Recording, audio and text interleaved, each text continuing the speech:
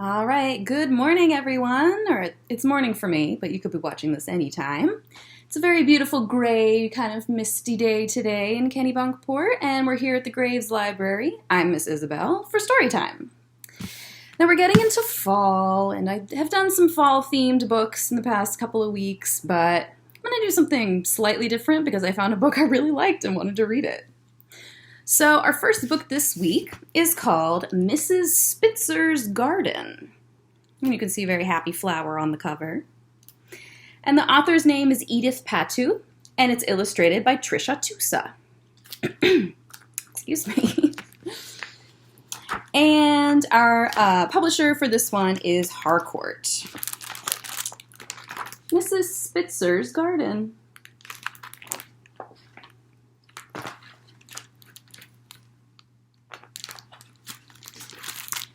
Mrs. Spitzer is a teacher. She is in room 108 of Tremont Elementary School. And there she is. She looks like a fun teacher.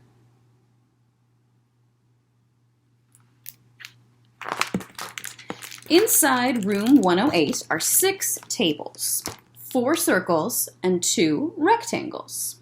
There is a rug in one corner with real hopscotch squares and checkerboards woven in bright colors. There is also a size chart, a birthday chart, a gerbil in a cage, a housekeeping and dress-up corner, a row of 22 pegs for coats and backpacks, and in another corner, Mrs. Spitzer's desk. And here's a great look at her classroom.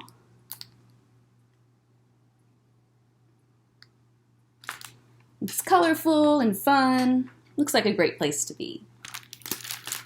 I wonder what the gerbil's name is. At the end of summer, Mr. Merrick, the principal, walks down the hall to Mrs. Spitzer's room and gives her a packet of seeds. Mrs. Spitzer consults her calendar and plans her daily schedule. She checks her tools. And there's Mr. Merrick and some of the other teachers. And what do you think these tools are for? They have a pretty specific purpose. She makes sure the soil is right, light and well drained with plenty of room for sprouting. Then Mrs. Spitzer plants the seeds. And there she is, planting the seeds. And there's a bird wearing a headscarf.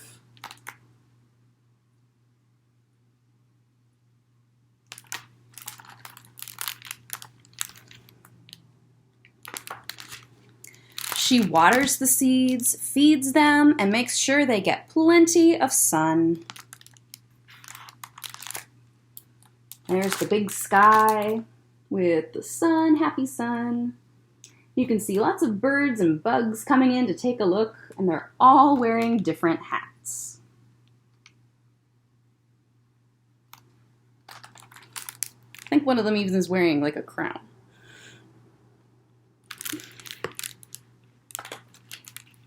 The seeds begin to sprout. Here's a big close-up of the sun that's helping the seeds to sprout.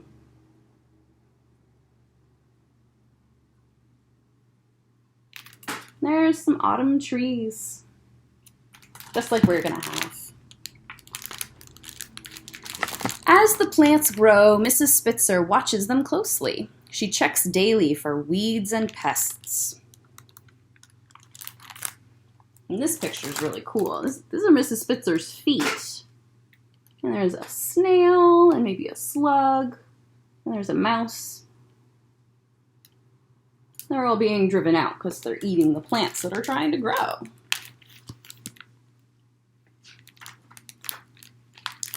She knows that different plants need different things and that each plant has its own shape. And look at all those plants. They're all different. There's a little worm here wearing a hat. I love that.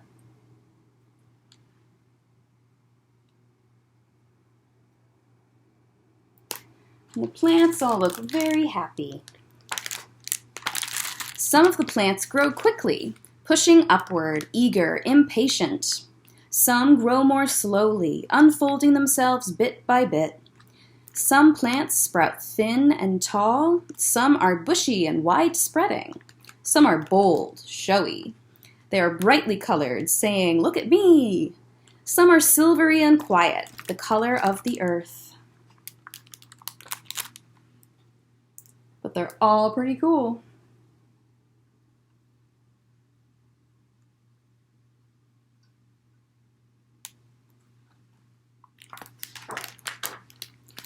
A few are like wildflowers and will grow anywhere you put them.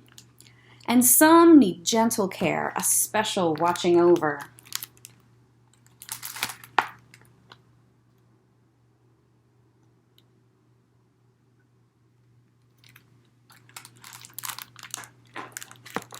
As the seasons change, Mrs. Spitzer tends her garden. On this page, there are some pumpkins walking away and wearing hats. I don't know that pumpkins can really walk, but maybe they can.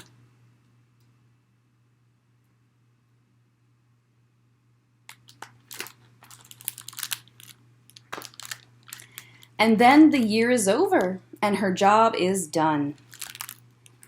There's her wheelbarrow with all her tools. She doesn't need them right now. But the plants will keep growing, uncurling their stems, stretching their leaves outward, and showing their faces to the sun.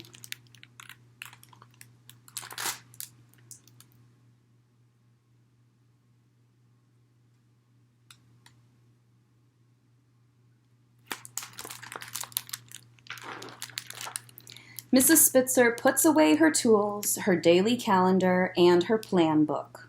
Soon another year will start, and Mr. Merrick will once again walk down the hall with a packet of seeds for Mrs. Spitzer.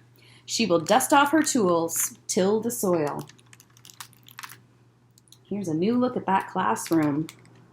Pretty colorful.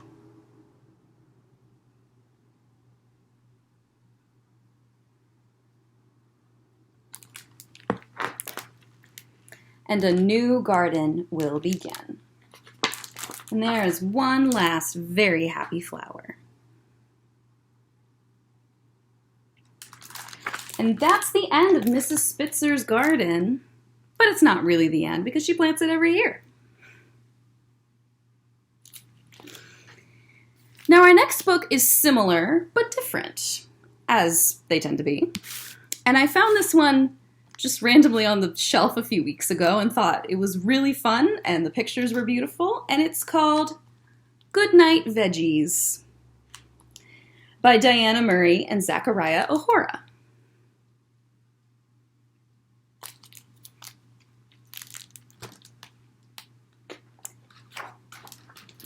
And this book, Goodnight Veggies, is also published by Harcourt. And there's a happy worm on a lounge chair.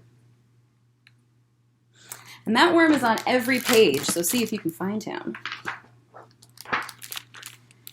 Sunset in the garden. And this garden's a little different because it's a city garden, so it's on top of a big building where it can get the sun. I don't think the worm is actually on this page. Actually, he is. He's in a robin's mouth. Well, he'll escape. Robins in their nest. And I was right. There he is, jumping out of the tree.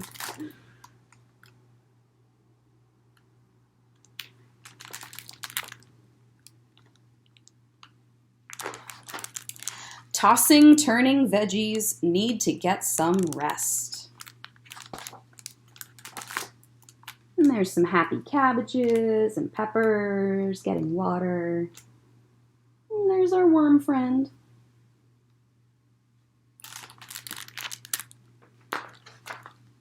Turnips tucked in tightly, potatoes closing eyes.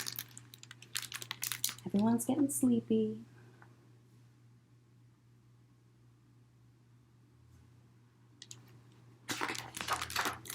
Tuckered out tomatoes, humming lullabies.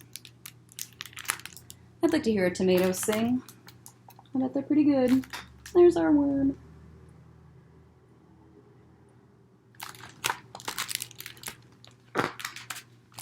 Cuddly cauliflowers, droopy pods of peas.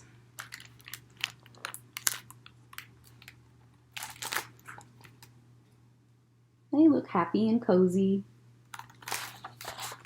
And the peas all have faces if you look closely.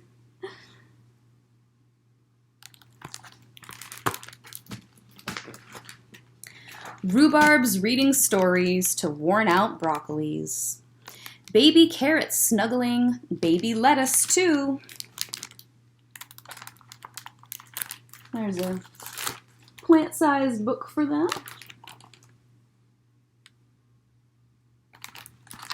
And the carrots are peeking up out of the dirt where carrots grow.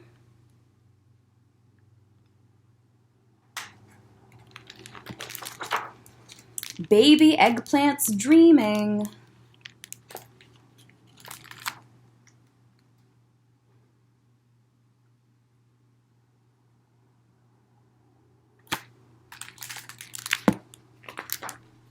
Of places far and new. This eggplant is dreaming about going to space. Be pretty cool as an eggplant.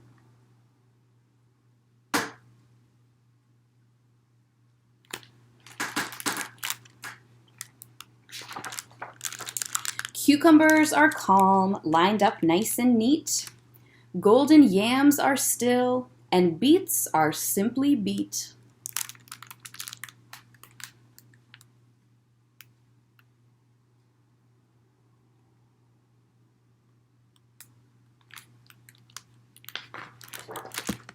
Cabbages are nodding their leafy, sleepy heads. Radishes are dozing in cozy garden beds. And there they are.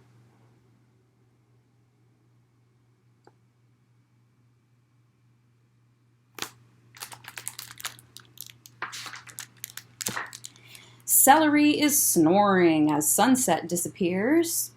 Cranky corn rolls over and covers up its ears. I don't want to listen to that snoring.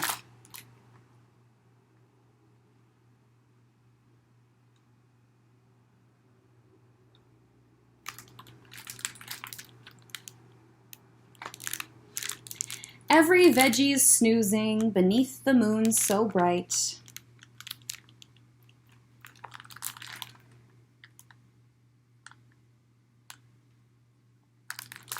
I don't actually know what these veggies are. These might be like green onions or scallions, but I'm not entirely sure what those are. Maybe lettuce of some sort? For nothing's more exhausting than growing day and night. And there's some sleepy beets and a sleepy worm in his little worm house with his one shoe.